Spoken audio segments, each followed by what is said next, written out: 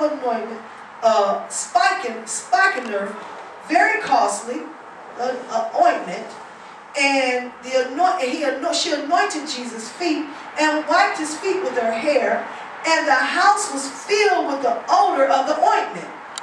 Then said one of his disciples, Judas, Simon's son, which should betray him.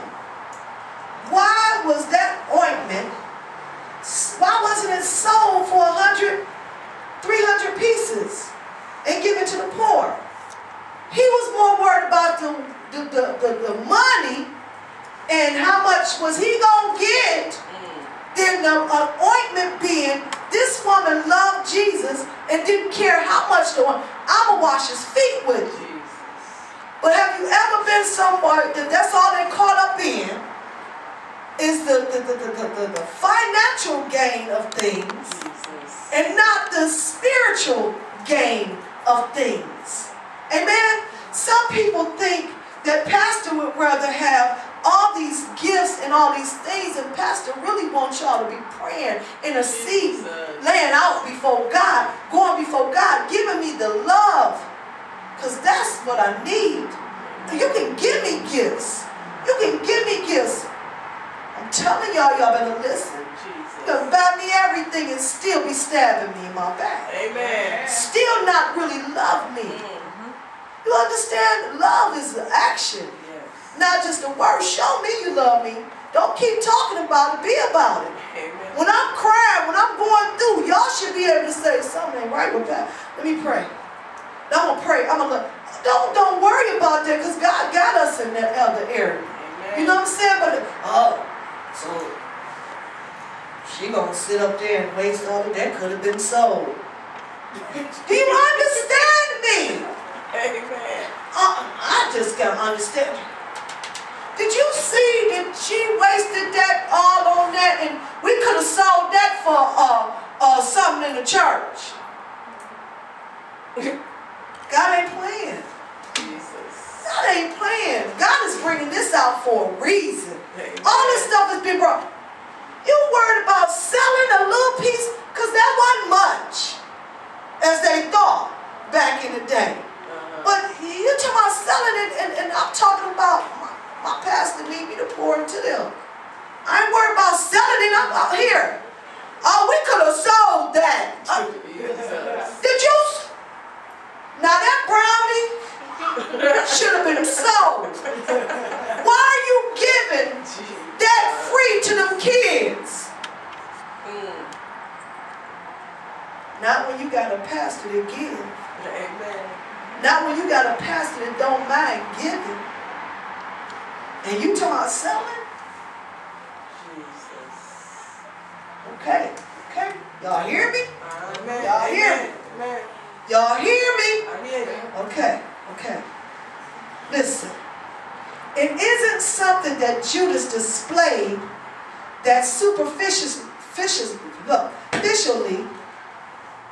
spiritually, you hear, and the voice, I don't know what I'm saying. Okay. Take time. Isn't it something that Judas displays that superficial spirituality here and voices his great care for the poor?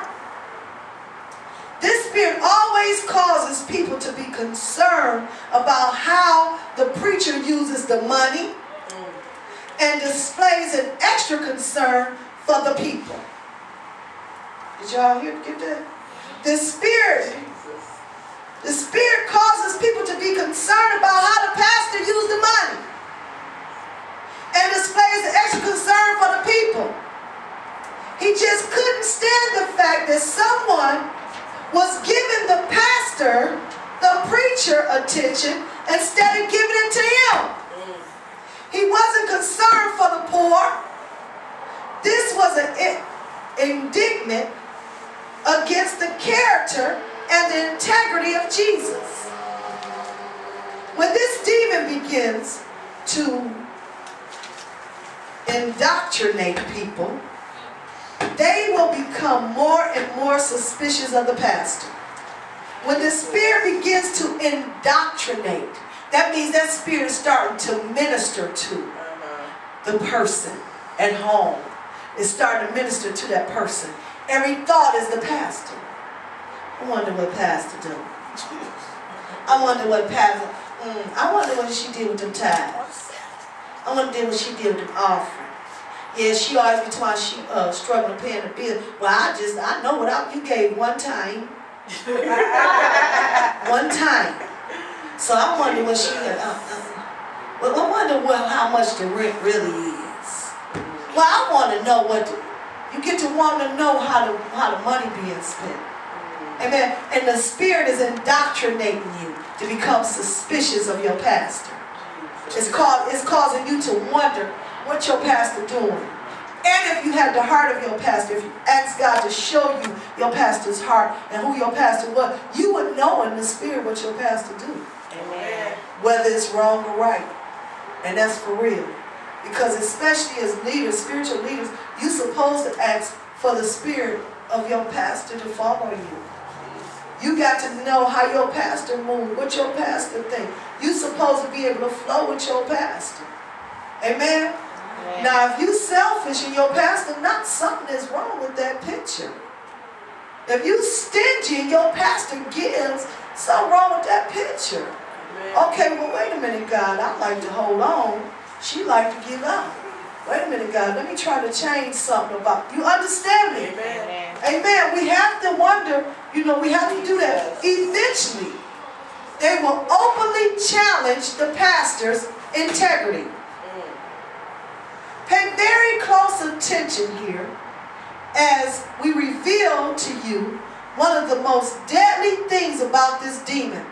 We're talking about the demon of Judas that never died just because Judas died. It says this spirit is deadly. This is the most deadly thing that this demon did. This spirit made Judas an undetectable imitator and pretender.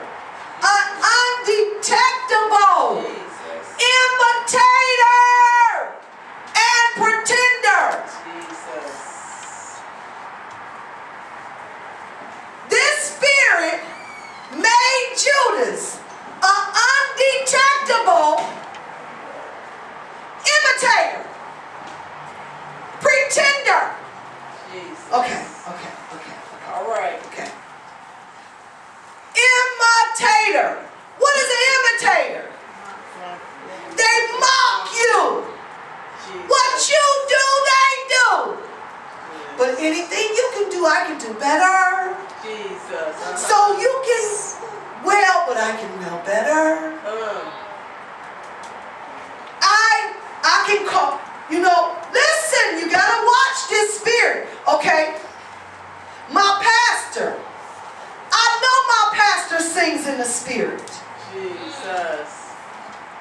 I'm gonna go home and I'm gonna practice how to sing in the spirit. Jesus. And when it comes time for church, I'm going to sing before she sings in the spirit, and I'm going to sing louder. And it's an imitator and a pretending spirit. It's a mocking spirit. It causes you to mock your leader.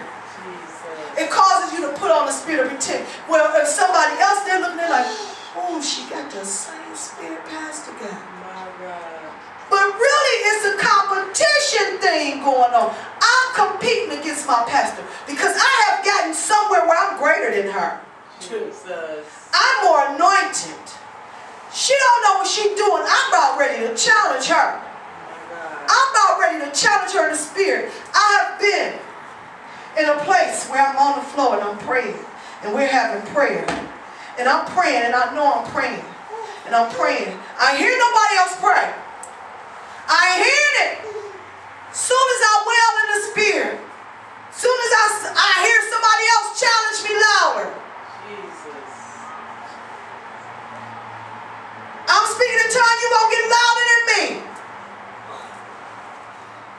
We ain't battling each other, baby. What is you doing? So instantly, I shut up. Because see, we ain't supposed to be fighting in the spirit. Amen. And ain't no way I'm speaking and now I'm doing, and you going over, something is going on. Amen. You want to imitate me.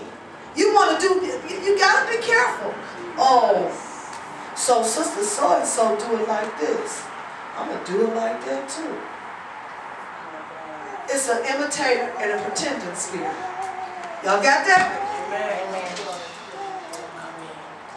The spirit has made Judas an undetectable imitator. You can't detect an imitator. You can't detect a pretender unless what? Unless what? The spirit of what? Discernment. The spirit of discernment will always allow you to see a pretender and an imitator. That don't mean you call them out. That means you intercede.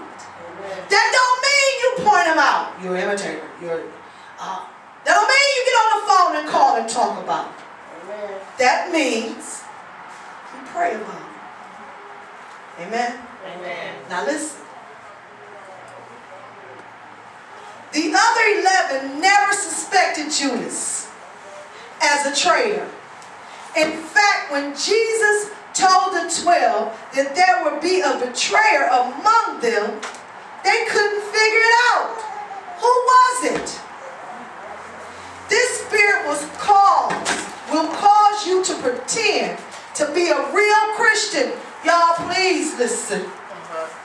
It will cause you to pretend to be a real Christian so well that only you will know the difference.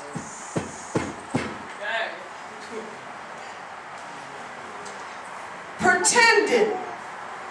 You done got good at it. You done got good at it. You know how to hide. When everybody else is worshiping, you know how to play like you worshiping. When everybody else is praying, you know how to pretend. When everybody else is flowing in the tongues, where's your tongues? But your mouth is moving, but I ain't hearing nothing. Pretender. You get good with it. Once you sit among so many, that's why a lot of people like to go to the big mega churches. Because you can hide. You can pretend. You're not going to be revealed. One thing about this small church, if you sit long enough, you will be revealed. God ain't playing. God ain't playing. He uncovers quickly. He uncovers quickly. Now, does it hurt? Yes. But will God allow it, permit it to stay? No. Amen. So look. He said the other 12, they didn't know. The other 11, they didn't know. It says this spirit will cause you to pretend that you're a real Christian so well that you are the only one to know the difference. Do you know how many Satanists, how many witches, how many warlocks sit amongst the saints, sit in the midst, speak in tongue, and be coming up against you in the spirit? You know how many people join churches to tear churches down? Jesus. He started out with all these people.